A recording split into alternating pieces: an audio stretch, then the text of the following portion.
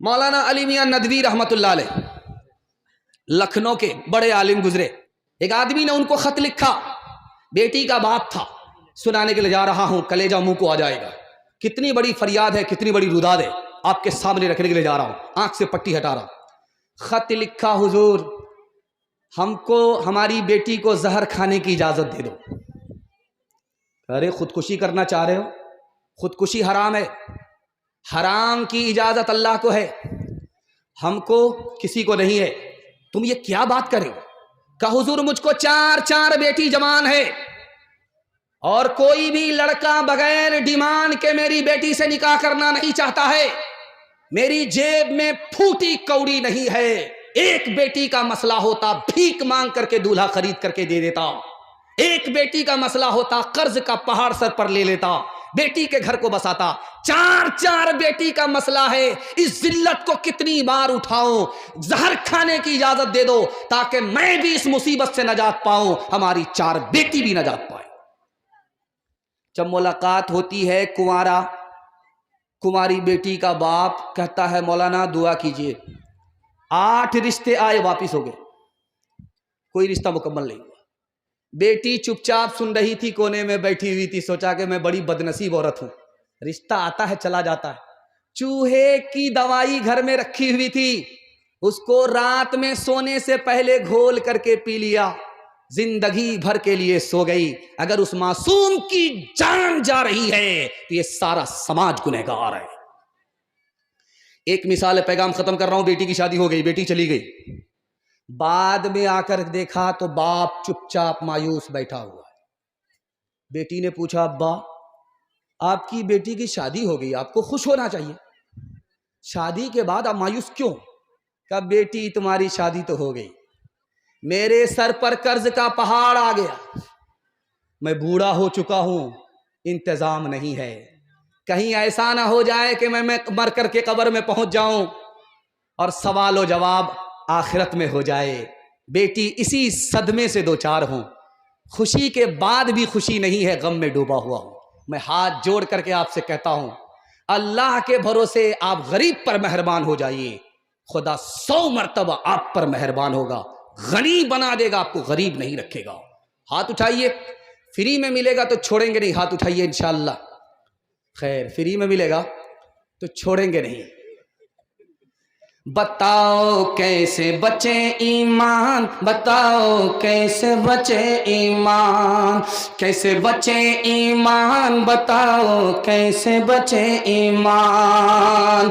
رسم تلک اب عام ہوئی ہے، کام ہے کتنا گندا، لڑکی والوں کے ہی گلے میں لگ جاتا ہے پھندا.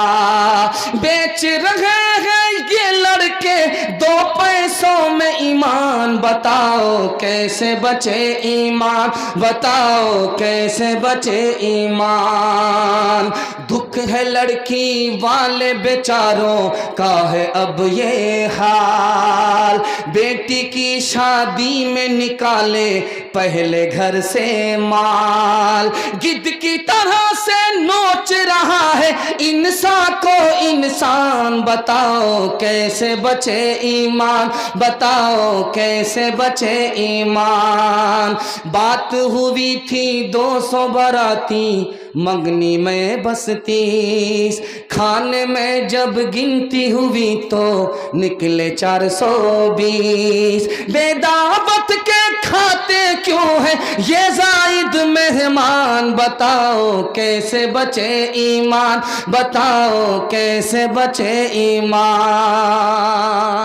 پیغام ختم ہو گیا. میاں بیوی کے حوالے سے دوسرا پیغام آپ کی خدمت میں آ رہا ہے. بہت اچھے ماحول میں آپ سن رہے ہیں، جلسہ آپ کا مکمل ہونے جا رہا ہے. اللہ جزائے خیر دے، بہترین میزبان بننے کی آپ کا حق آپ نے ادا کر دیا. میں دل سے دعا کرتا ہوں اللہ اس کے لیے آپ کو بہترین بدلہ عطا فرمائے. فاطمہ بے موقع نبی کے گھر آئی. اللہ کے رسول نے کہا فاطمہ یہ موقع تمہارے آنے کا نہیں تھا، بے موقع کیسے آئی؟ کہ خفا ہو کر کے آ رہی ہوں، اپنے شوہر علی سے خفا ہو کر کے آ رہی ہوں.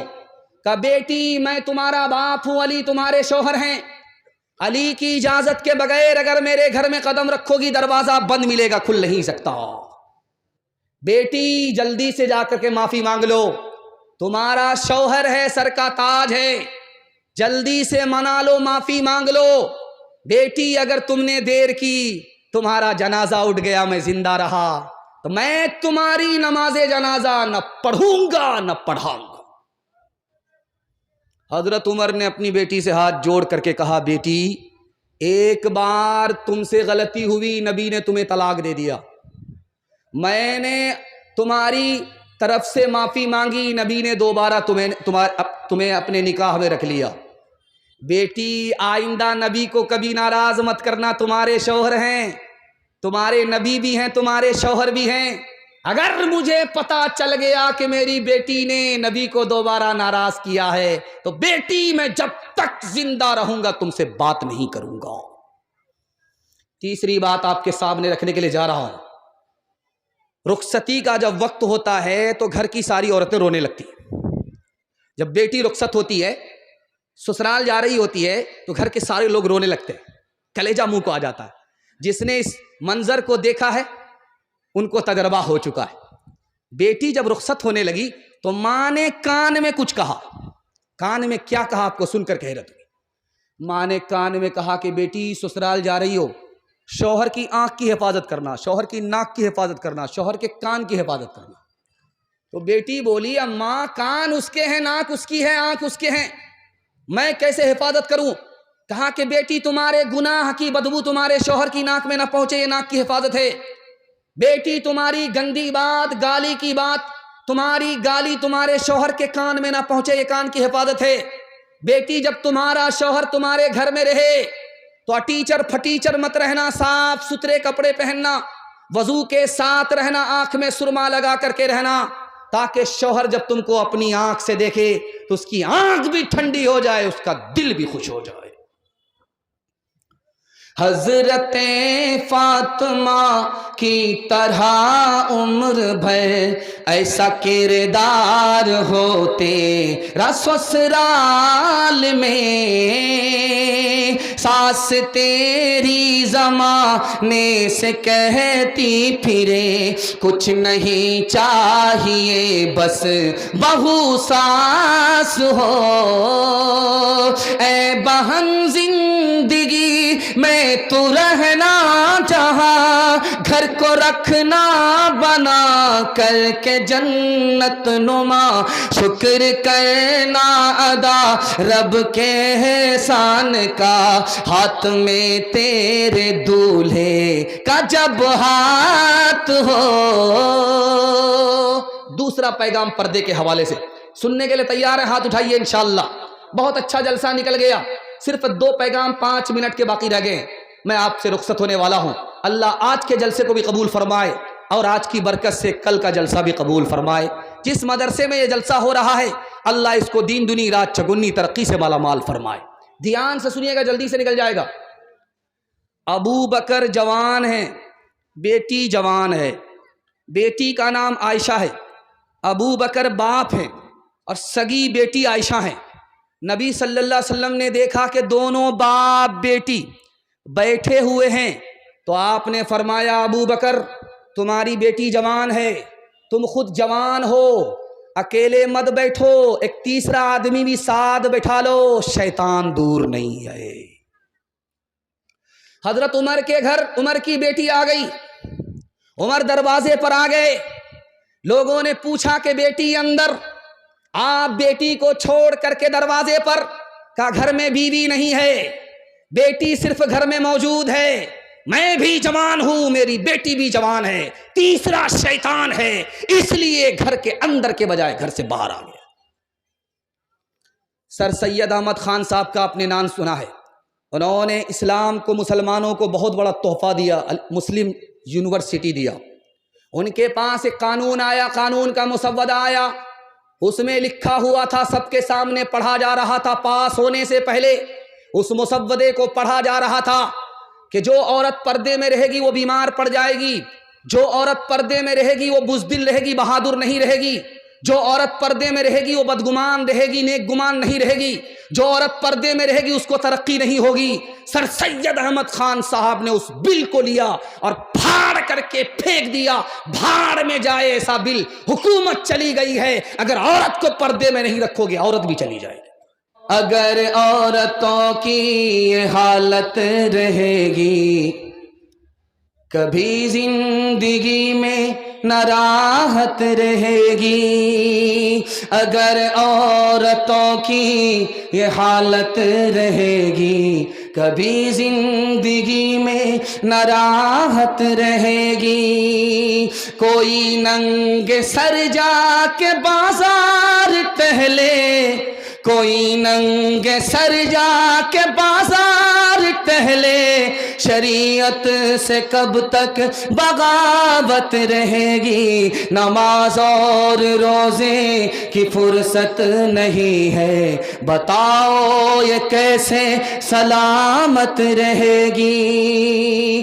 چپل ہے اونچے ہیل کی اور اونٹنی سی چال، ہونٹوں پہ لپسٹک لگا کہ کر رہی ہے لال۔ چپل ہے اونچے ہیل کی اور اونٹنی سی چال، ہونٹوں پہ لپسٹک لگا کہ کر رہی ہے لال۔ شوہر کے سامنے کوئی زینت نہیں رہی، بی فاطمہ سی اب کوئی عورت نہیں رہی۔ ایک بات سنیے، اللہ کا شکر ہے کہ آپ اہل حدیث ہیں، لیکن ایک بات یاد رکھیے، امام بخاری نے لکھا عورتوں کے لیے اگر جلسہ میں آنا ہے، مسجد میں آنا ہے تو خوشبو لگا کر کے نہ آئے، زیور پہن کر کے نہ آئے، الگ راستے سے آئے، الگ راستے سے جائے۔ اگر راستہ ایک ہو گیا، خوشبو لگا کر کے زیور پہن کر کے آئی تو آنے پر بھی گناہ ہوگا، ثواب نہیں ہوگا۔ میں ہاتھ جوڑ کر کے آپ سے کہتا ہوں، جلسہ ہو یا نہ ہو، لیکن اگر ایک بار کوئی کانڈ ہو گیا یہ بستی زندگی بھر کے لیے بدنام ہو جائے گی۔ میں آپ سے ہاتھ جوڑ کر کے کہتا ہوں، دن زمانہ ٹھیک نہیں ہے۔ عورتوں کو اگر بلاتے ہیں تو دن میں بلائیے، ایک مقرر سے تقریر کرا کر کے اس کو چھٹی کر دیجئے۔ مرد اور عورت کے ساتھ ایک بار رات میں جلسے کے لیے مت بلائیے، چونکہ راستہ بھی ایک ہو جاتا ہے، اور عورت بھی پردے کا لحاظ نہیں کرتی، زیور پہن کر کے آتی ہے، خوشبو لگا کر کے آتی ہے۔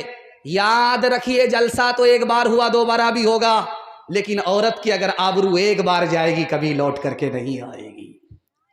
پیغام ختم ہو گیا ماں بہن کے حوالے سے۔ ماں باپ کے حوالے سے آخری پیغام سنا رہا ہوں، صرف 3 منٹ لگے گا سننے کے لیے۔ آپ لوگ تیار ہیں؟ ہاتھ اٹھا دیجئے انشاءاللہ۔